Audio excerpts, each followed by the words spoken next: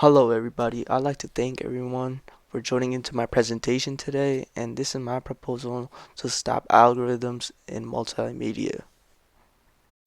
First off and foremost, I would like to send my special thanks to Michelle Bachelet for joining in and advocating your time to my proposal.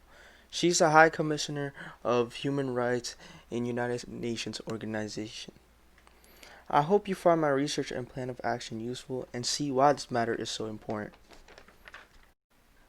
This is a brief overview of the topics we'll be covering today. COVID's effects on algorithms. We're going to be talking about algorithms in general, physical and mental conditions brought by this matter. We're going to be covering the solution, budget, and lastly, we'll move on to the conclusion. COVID-19 obviously plays a big role in these because of the lockdowns. It makes people do the regular activities that they wish to do inside of their homes and virtually, which thus increases screen time. It is important to limit the spread of COVID-19, but it's also important to know how detrimental this switch of reality is.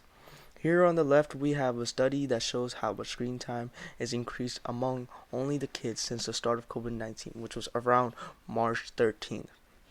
And this excessive amount of screen time really puts kids on the harm's way as it leads to physical and mental conditions that none of the kids should really go through.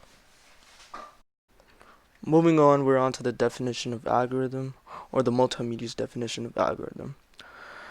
Social media algorithms are a way of sorting posts in a user's feed based on relevancy instead of the published time. Social networks prioritize which content a user sees in their feed first by the likelihood that they will actually want to see it. This very algorithmic method is what helps these multimedia companies bring in profit, because it is in relation to how much an individual stays on the platform. But these personalized feeds end up sending dopamine signals to a person's head, which is what makes it harder for the people to get off the platform, as it makes people keep endlessly scrolling away. On to what are the problems caused by algorithms. In the quarantine sense, the algorithms are all around us. Any person that uses the social media, algorithms will be around them. Algorithms are intended to have personalized feeds and specified to each person on their own, but they also implicit bias onto the user's mind, which ultimately takes away free will. We get manipulated into believing false information to fit the bias due to overwhelming of constant information that is pushed towards us. Physical conditions caused by this matter. One condition is myopia, which is excessive amount of screen time that causes people, and kids especially, an elongation of their eyeballs, which changes the focal point of their eyes, which affects receiving and reflecting proper light. This causes faraway objects to appear blurry. Over onto the picture, you can see the differences between a normal vision eyeball and a myopia conditioned eyeball. The myopia conditioned eyeball is more elongated, and moving on, myopia is also a root for headaches. Mental conditions caused by this matter. Excessive screen time makes a higher probability of getting depression. Headaches are far more severe, as mentioned before. Anxiety is another effect that comes along from it. Over on for evidence from the right. World Health Organization has projected that depression will be the leading cause of disease burden by the year of 2030.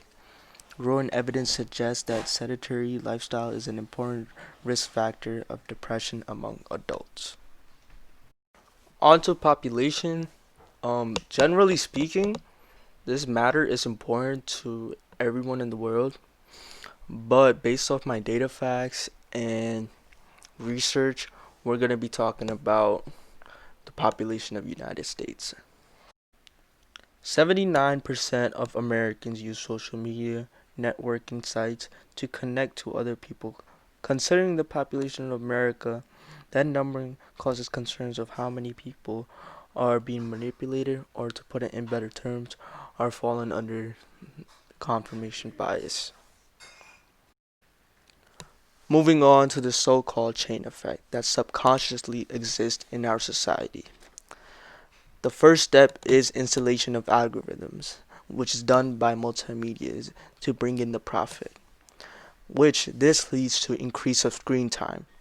Increase of screen time is obvious because a person gets overwhelmed by the things that they like on their screens, which leads to more screen time. More screen time leads to more brainwashing or confirmation bias because the algorithms do not care for what information is valid or factual, but rather care for relevance to a user's previous search history.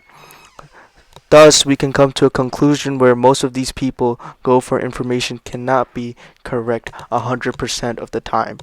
This is crucial because people will conform their beliefs and have misinformation as facts in their defense. This matters, especially in the regards of democracy. Now we're going to be talking about the basic rights that are in violation, the rights that are established by the United Nations and themselves. The 18th rule, freedom of thought. As it describes, we all have a right to believe in what we want to believe, to have a religion, or to change it if we want. The 21st rule states the right to democracy. We all have a right to take part in the government of our country. Every grown-up should be allowed to choose their own leaders. Now, in our era of society, false information is more likely to be spread than ever.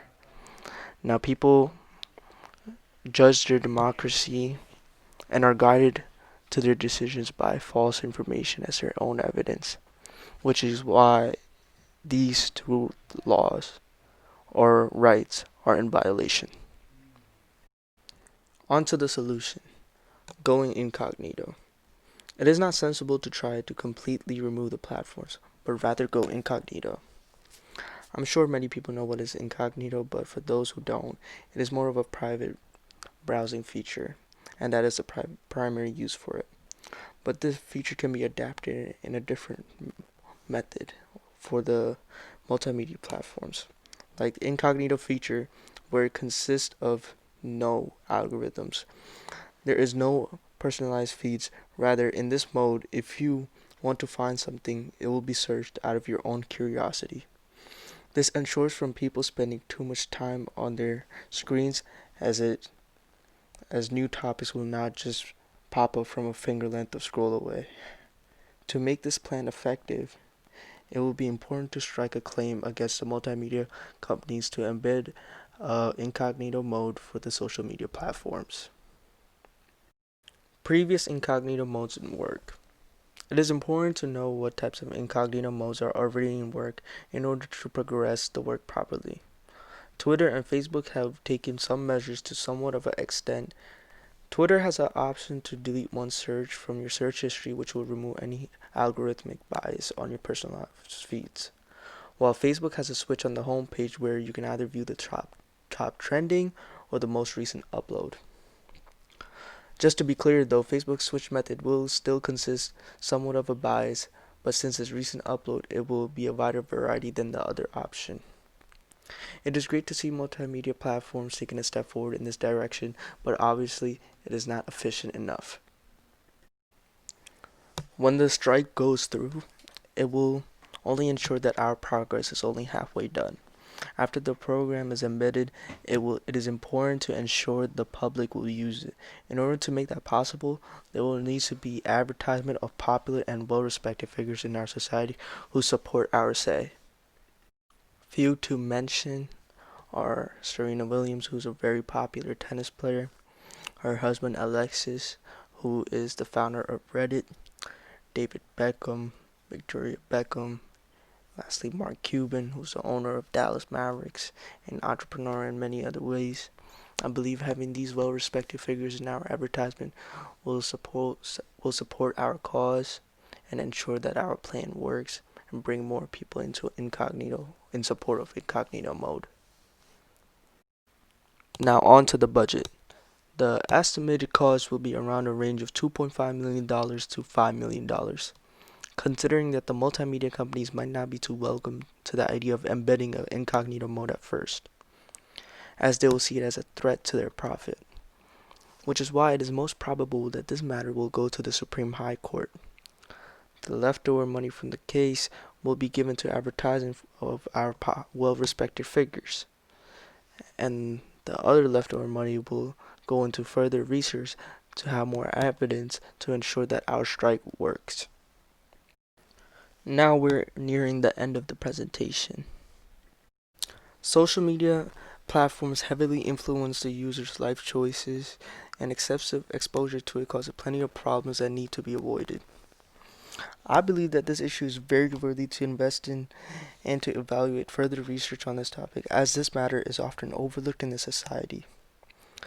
And the outcomes have a chance to bring great benefits, not just for the people of the US, but anyone that uses multimedia, as this will reduce the screen time, which will help with physical and mental conditions that are brought by it. And it will restore free will, as it can also reduce confirmation bias. This is the end of my presentation, and I would like to thank everybody once again for joining in, and again special thanks to Michelle Bachelet for advocating her time to see this. I believe we can achieve great work together on this project. And lastly, if anybody has a question, feel free to ask me, as my contact information is at the bottom. Thank you.